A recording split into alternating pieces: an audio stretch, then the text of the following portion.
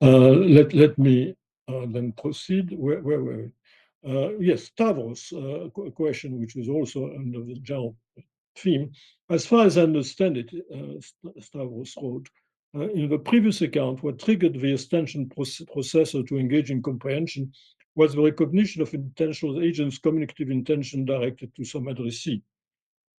Given what I assume would amount to an absence of such a recognition in the case of basic ostension, what would be the trigger of the relevance-based interpretation procedure?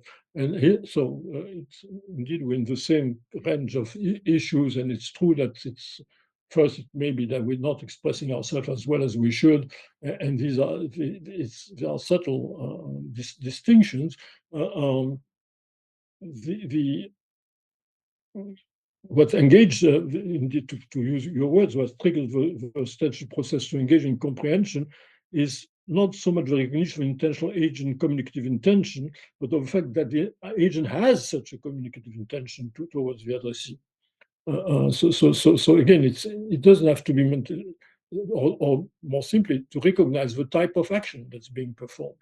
So the intentions don't so for instance, apes recognize each other's, they recognize each other's actions, intentional behavior as such, and react to it in a way which is relevant to the fact that it's intentional. So that's far. So meaning that the agent can refrain from engaging in the action, can adjust it to the context and so on.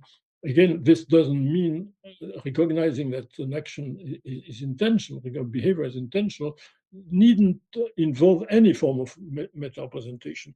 And the way we talk has to be really careful about that.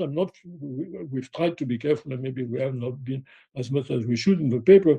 But here, when you recognition of intentional agent, communicative intention directed to, no, you should leave recognition of intention out of the picture altogether. It's recognition of the type of action involved.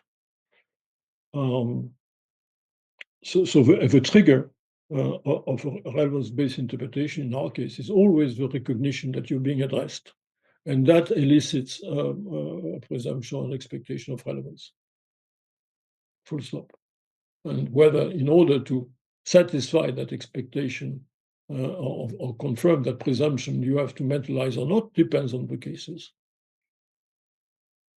So Stavros, does that answer your question?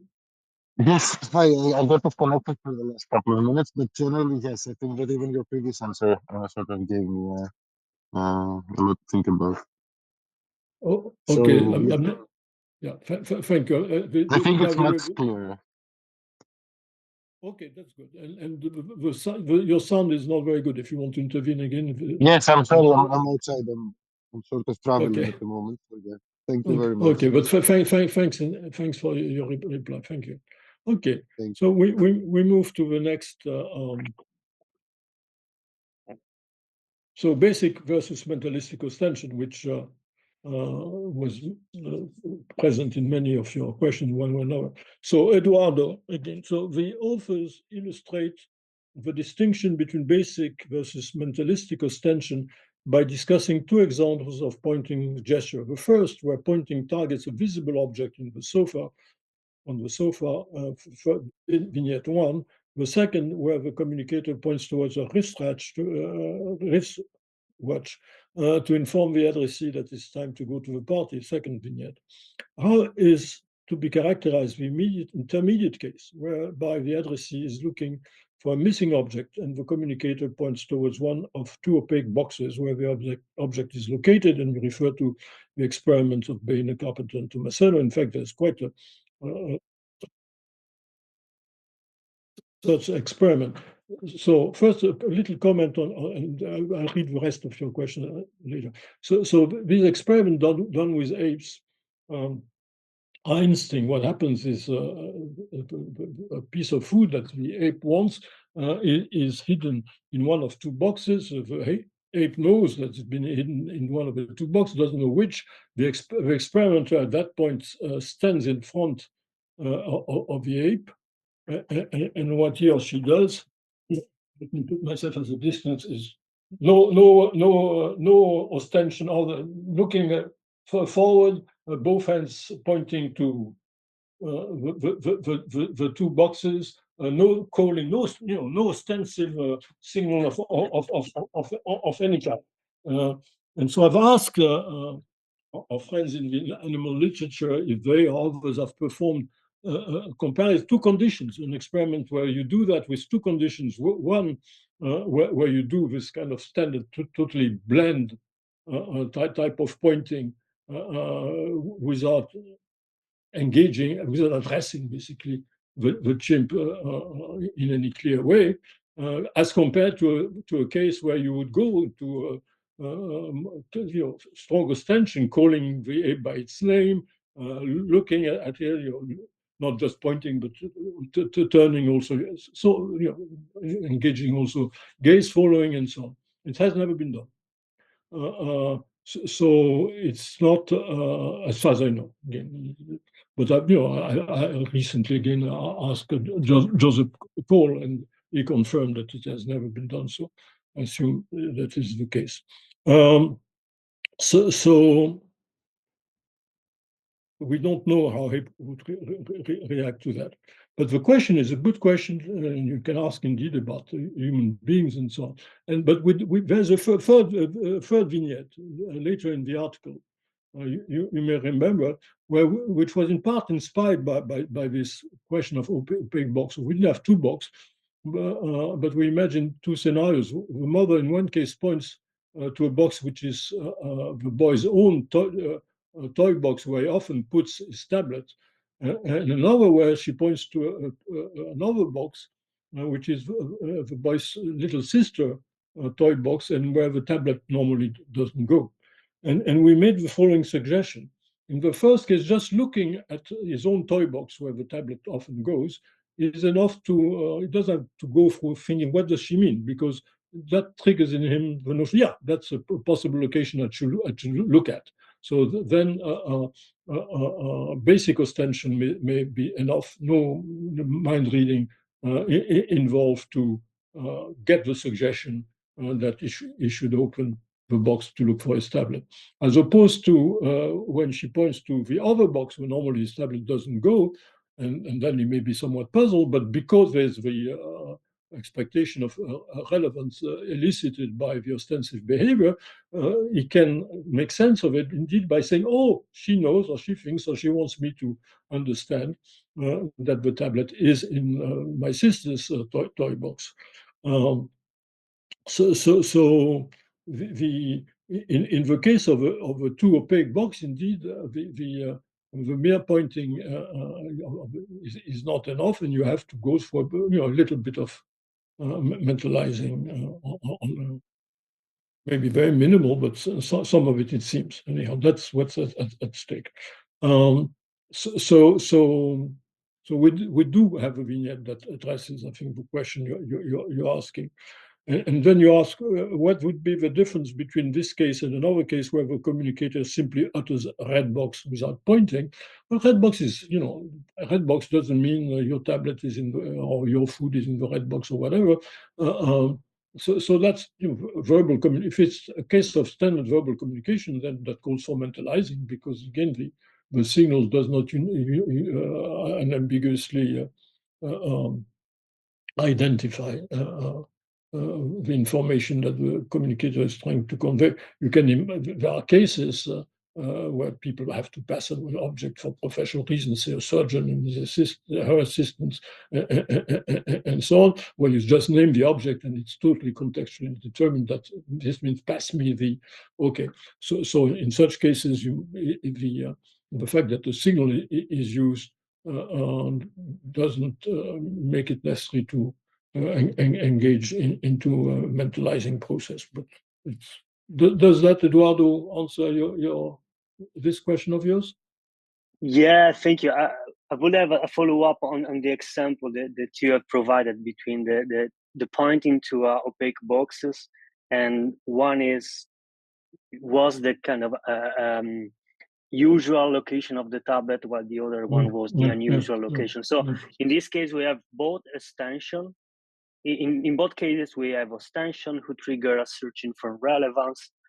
In the first case, usual tablet location, we simply arrive at a relevant interpretation by drawing on our previous egocentric experience. Is that right? Well, in the second case, that is mentalistic because we are drawing on a common ground with the communicator. The presence of the little sister toy box is not relevant evidence in itself. It's relevance once it comes with a presumption of relevance, but then you have to say, oh, okay, there's nothing obvious. So that you have to. She means that it's there.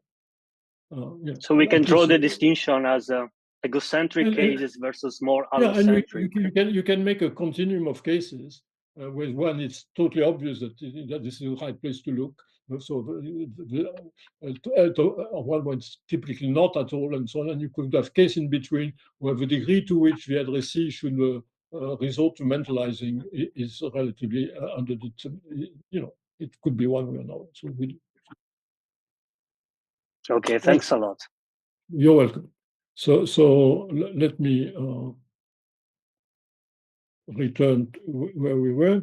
So Kyuyun has following question on same range of issues in the discussion of types of ostension. Ostensive communication might not always require mentalizing.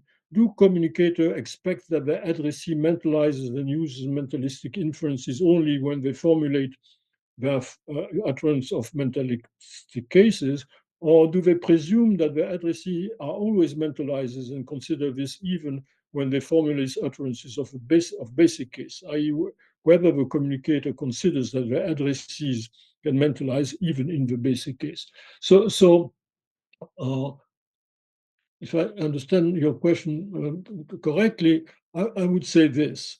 In the case of human communication, particularly adult humans, but also with children, maybe not with infants, but we interact with others whom we know are mentalized. But also when in the other types of behavior, even non-interactive, where we're acting under the eyes of others, we assume that they give quite spontaneously mentalistic interpretation of our behavior, and that will be true of our communicative behavior too. So indeed, we in general humans presume that our addressees are always mentalized. But doesn't mean that they mentalize everything, but that they're likely to, or that they can, that they have the ability. We're not protected from the risk of having our mental state meta-represented by them. On the other hand, if you want to discuss the possibility of ostensive communication in non-human apes, then the issue, there's no reason to assume that to what extent apes themselves meta-represent mental states. Some people would say not at all, or maybe but in a very limited manner, and even less to what extent they presume all the time that other apes are mentalized. They probably don't. But the claim is that they can still engage into ostensive communication. And we give examples of cases where humans may communicate ostensively, but with not expecting or paying attention to mentalizing because they're busy doing something else. Because that's the general answer I would give to your question. But does that answer you? Yes, thank you. I was a bit confused about the types of ostensions.